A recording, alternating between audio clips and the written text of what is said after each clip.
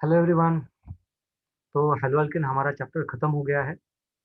जे double ई NEET के हमने बहुत सारे क्वेश्चंस देखे, इवन एडवांस के भी बहुत सारे क्वेश्चंस देखे। और उसके बाद ऑब्वियसली स्टेट बोर्ड का लेवल थोड़ा सा इजी रहता है as compared to J double E and NEET. और यहाँ पे हमें डिस्क्रिप्टिव क्वेश्चन ज़्यादा आते हैं। ठीक है, तो डिस्क्रिप्टिव क्वेश्चन के लिए मैंने सभी लोगों को एक फाइल भेजी है, नोट्स भेजे हैं, जहाँ पे more than 100 descriptive questions and answers provided. Okay, readymade questions as well as answers वहाँ पे प्रेजेंट है, और वो भी 100 से ज़्यादा सिर्फ एक चैप्टर। तो सबसे पहले तो वो फाइल को आप डाउनलोड कर लीजिए, बहुत हेल्प करेगा आपको, नोट्स के लिए भी बहुत ईजी है। और उसके बाद मोस्ट ऑफ द केसेस में जो एक्सरसाइज में क्वेश्चन आते हैं, उसी में से क्वेश्चन बोर्ड में पूछे जाते हैं। तो एक्सरसाइज के क्वेश्चन सबसे पहले देख लेते हैं, ताकि बोर्ड्स की हमारी प्रिपरेशन भी एकदम पक्की हो जाए। ठीक है, तो चलिए स्टार्ट करते हैं।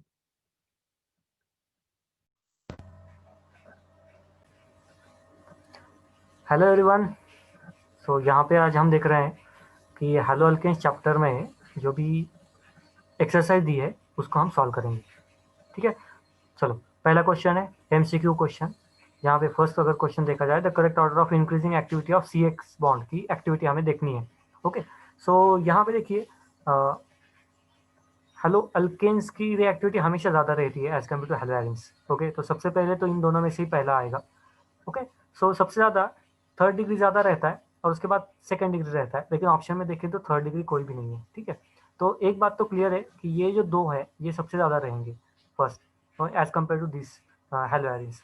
तो यहाँ पे देखो, एक थर्ड डिग्री एंड सेकंड ज़्यादा बेसिकली डिफरेंस नहीं होता। रीज़न ये होता है कि इंडक्टिव इफेक्ट होता है। ओके, सो अगर ऑप्शन की तरफ देखेंगे तो 3 और 4 सबसे ज़्यादा होना चाहिए इन दोनों में as compared to first and second. And the next point is NO2 group, जो कि इलेक्ट्रॉन विड्रॉइंग ग्रुप है, जो बेंजीन को थोड़ा सा वीक कर देता है। इसकी वजह से यहाँ पे रिप्लेसमेंट बहुत ईजी हो जाता है। ठीक है, तो रिएक्टिविटी की अगर हम बात करें तो सबसे लीस्ट रिएक्टिव रहेगा फर्स्ट, देन रिएक्टिव रहेगा सेकेंड। ओके, एंड देन इन दोनों में से एक जो कि थर्ड है, and then most reactive fourth one. तो हमारा यहाँ पे आंसर होगा first one. Next, simple reaction दी है HI in presence of peroxide. जैसे हम पेरोक्साइड देखते हैं तो सबसे पहले हमें समझ में आता है एंटी मार्कोनिकॉफ रूल। तो यहाँ पे negative part of reagent goes to that carbon which has maximum number of hydrogen atom. तो यहाँ पे इन दोनों में maximum number of hydrogen atom यहाँ पे है, तो इसका निगेटिव पार्ट मतलब आयोडीन यहाँ पे कनेक्ट होगा। ओके, तो फाइनल प्रोडक्ट इन केस में होगा बी।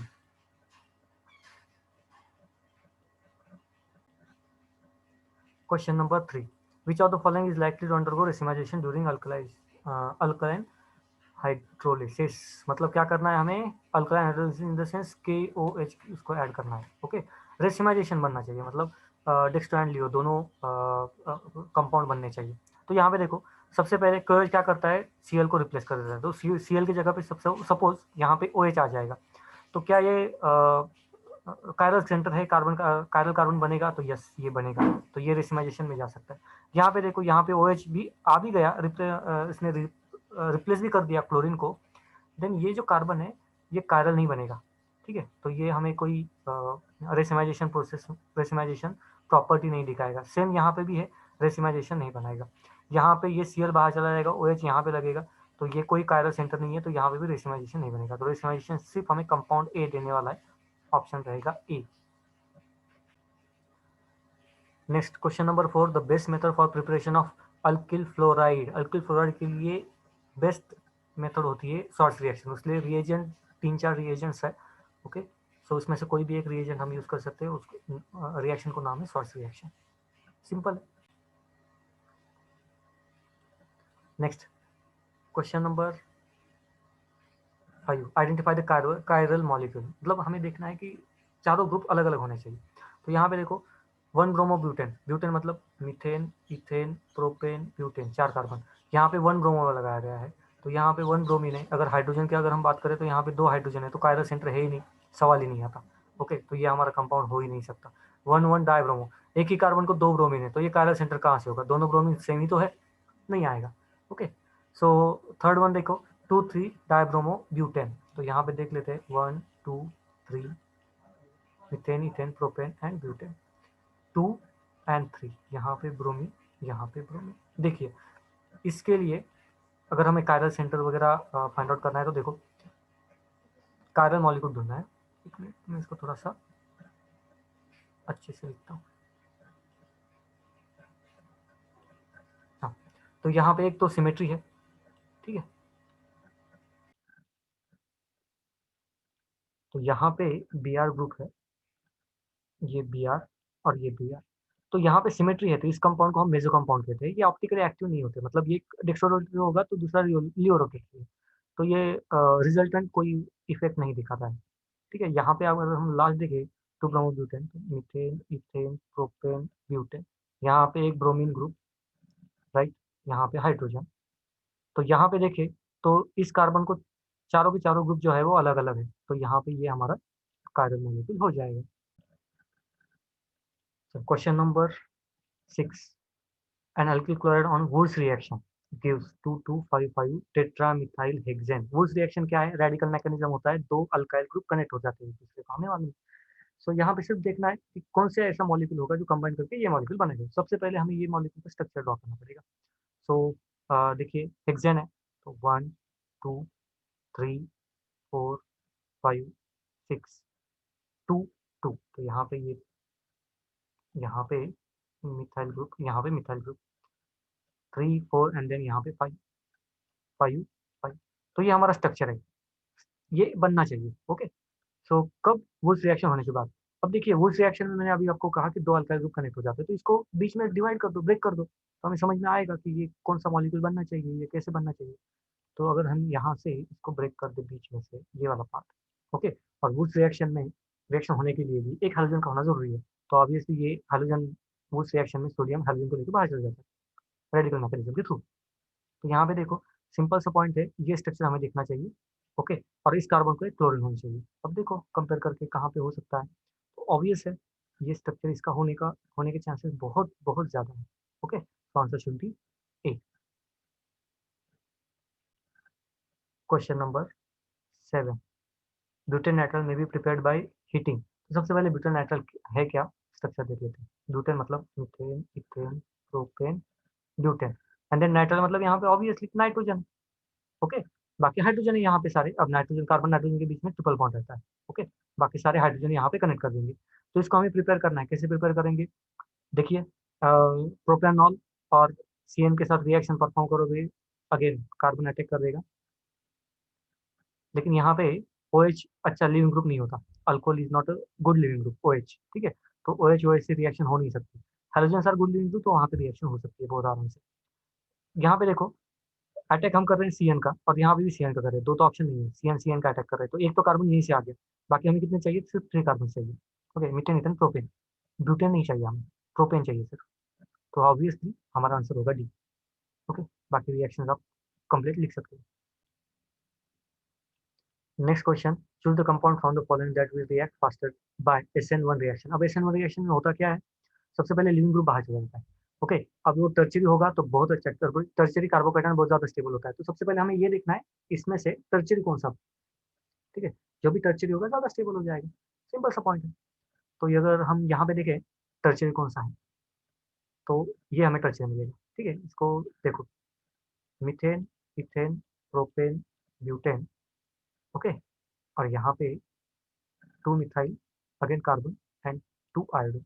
अब आयोडीन बहुत अच्छा लिविंग ग्रुप है, तो यहाँ से ये बाहर चला जाएगा, तो यहाँ पे पॉजिटिव चार्ज जो कि बहुत ज्यादा स्टेबल है, टर्चरी कार्बोकेटायन है, SN1 रिएक्शन 100% फेवर करेगा, तो ये हमारा आंसर हो जाएगा, okay.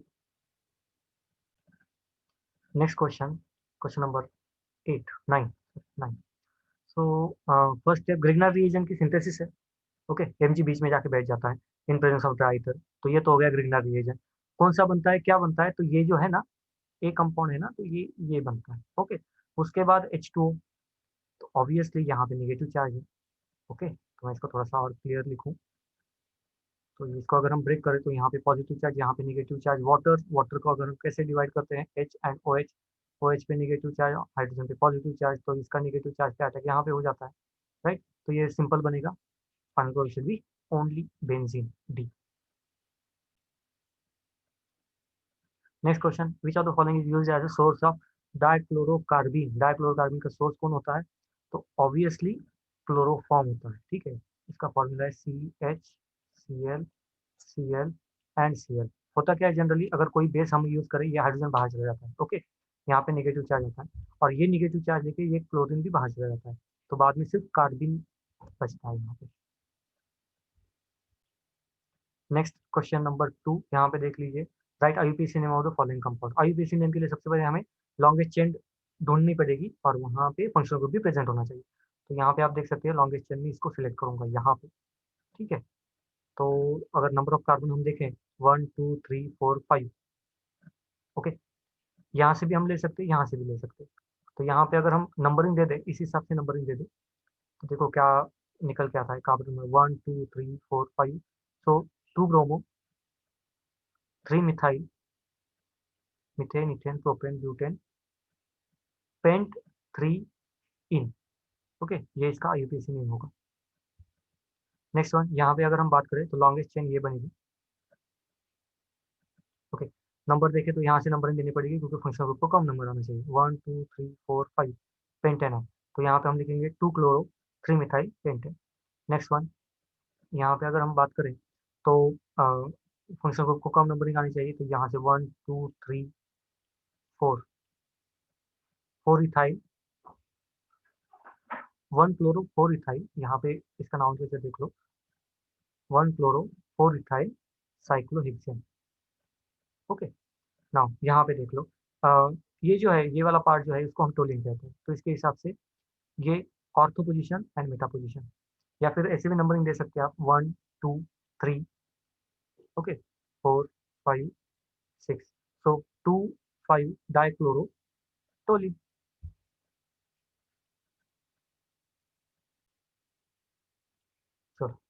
Second question, write structure and IUPAC name of the following major product in each of the following reaction. तो यहाँ पे क्या होगा, ऑब्वियसली SN1 रिएक्शन, क्लोरीन सबसे पहले बाहर चला जाएगा, यहाँ पे positive charge, then hydride shift से पॉजिटिव चार्ज यहाँ पे आ जाएगा, then iodine will attack on this, iodine यहाँ पे अटैक हो जाएगा, ठीक है। तो फाइनल प्रोडक्ट हमें मिलेगा ये वाला 1 2 3, यहाँ पे CH3 ग्रुप, ओके, यहाँ पे आयोडीन, ये वाला पार्ट, नाम क्या होगा इसका, यहाँ पे आप देख सकते हो, 2 methyl, 2 iodo, methane, ethane, propane. Next reaction, ये तो नेम रिएक्शन है, फ्लोरीन को रिप्लेस करना है, शॉर्ट रिएक्शन। तो यहाँ पे प्रोडक्ट क्या बनेगा, यहाँ पे ब्रोमो इथेन है, फ्लोरो इथेन हो जाएगा, nothing else. Next reaction peroxide है, मतलब एंटी मार्कोनिकॉफ रूल। तो यहाँ पे negative part of carbon, negative part of reagent goes to that carbon which has less number of, sorry, more number of hydrogen, क्योंकि anti Markovnikov rule है, ठीक है। तो यहाँ पे Br कनेक्ट हो जाएगा, यहाँ पे Br, यहाँ पे हाइड्रोजन, लॉन्गेस्ट चेन को सिलेक्ट कर देंगे तो यही लॉन्गेस्ट चेन हो जाएगी। नंबरिंग की बात करें तो डबल बॉन्ड नहीं बचेगा यहाँ पे प्रोडक्ट साइड में, तो फाइनल आंसर क्या होगा, 1 bromo, 2 3 methyl, methane, ethane, propane, butane. Next one, SOCl2, again chlorination करता है, यहाँ पे सिर्फ OH की जगह पे क्लोरीन आ जाएगा, ओके। सो फाइनल प्रोडक्ट क्या बन जाएगा यहाँ पे, तो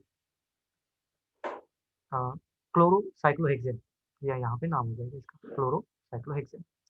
next one, in dark condition Fe के प्रेजेंस में, जो कि कैटलिस्ट है, यहाँ पे इलेक्ट्रोफिलिक सब्स्टिट्यूशन रिएक्शन हो जाएगी, तो यहाँ पे टोलिन तो एज इट इज, और हमें मालूम है कि ये मोस्ट प्रेफरेंशियली पैरा पोजिशन पे होता है, तो यहाँ पे क्लोरीन कनेक्ट हो जाएगा प्लस HCl बाहर, ओके। तो आप पैरा क्लोरो टोलिन भी लिख सकते हो या ऑर्थो क्लोरोटोलिन भी लिख सकते हो, दोनों भी प्रोडक्ट मिलता है, लेकिन पैरा का प्रोडक्ट ज़्यादा stable.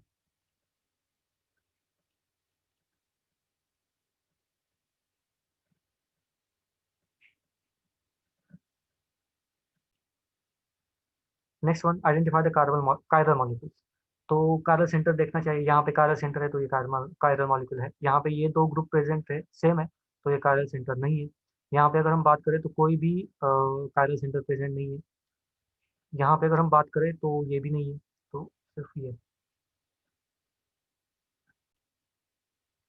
Next question, which one compound from the following pair would undergo SN2 faster. कौन सी रिएक्शन सबसे ज्यादा फास्ट होगी, SN2 में क्या होता है, so leaving group and attacking group, nucleophile and electro, जो लिविंग ग्रुप है वो दोनों भी प्रेजेंट रहते हैं, ठीक है, SN2 में। तो कहाँ पे पॉसिबल है, ऑब्वियसली कम से कम स्टेरिक हिंड्रेंस होगा तो वो ज़्यादा पॉसिबल है, तो ऑब्वियसली यहाँ पे बी में स्टेरिक हिंड्रेंस कम है, तो यहाँ पे होना चाहिए। Next question, complete the following reaction giving major product. HBr anti Markovnikov rule के हिसाब से ऐड कर देंगे, नेगेटिव पार्ट यहाँ पे आ जाएगा।